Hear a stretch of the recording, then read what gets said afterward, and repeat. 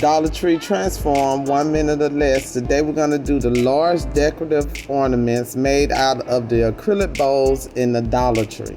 Okay, you can stop right here to get a list of the supplies. Trying to create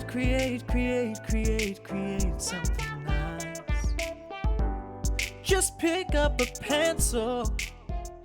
To assemble the ornament, put strong grip glue around the rim of one large bowl. I use E6000. Then put the second bowl on top, making sure the designs line up. Next, you'll put 2 small holes in the bottom of your small bowl.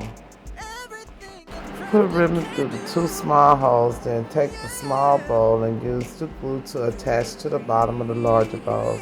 Your ornament is complete. Now all you have to do is decorate. Dollar Tree Transforms, 1 minute or less.